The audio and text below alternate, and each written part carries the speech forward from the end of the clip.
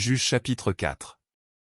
Les enfants d'Israël firent encore ce qui déplaît à l'Éternel, après qu'Éhud fut mort.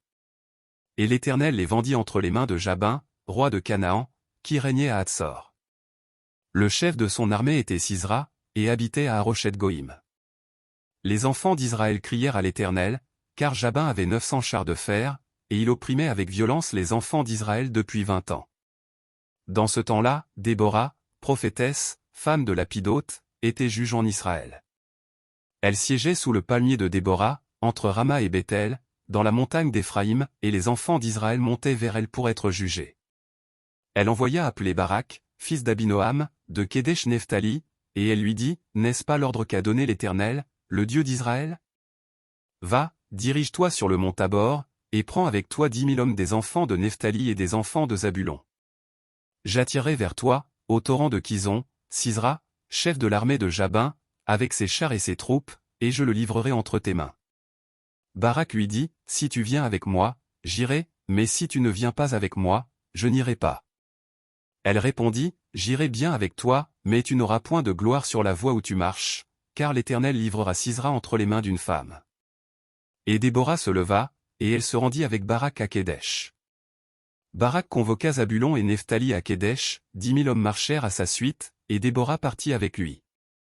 Héber, le Kénien, s'était séparé des Kéniens, des fils de Hobab, beau-père de Moïse, et il avait dressé sa tente jusqu'aux chênes de Tsanaïm, près de Kédesh. On informa Sisra que Barak, fils d'Abinoam, s'était dirigé sur le mont Tabor.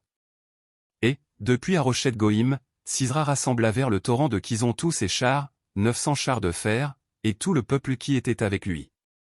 Alors Déborah dit à Barak, « Lève-toi, car voici le jour où l'Éternel livre Sisra entre tes mains. L'Éternel ne marche-t-il pas devant toi ?» Et Barak descendit du mont Tabor, ayant 10 000 hommes à sa suite. L'Éternel mit en déroute devant Barak, par le tranchant de l'épée, Sisra, tous ses chars et tout le camp. Sisra descendit de son char, et s'enfuit à pied.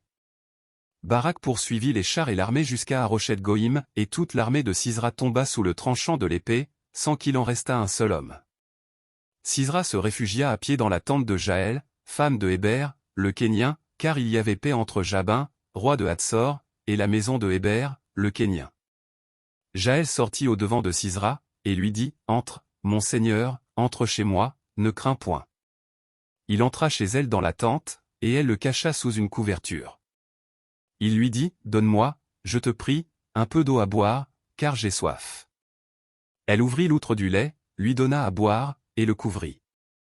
Il lui dit encore, « Tiens-toi à l'entrée de la tente, et si l'on vient t'interroger en disant, « Y a-t-il ici quelqu'un ?»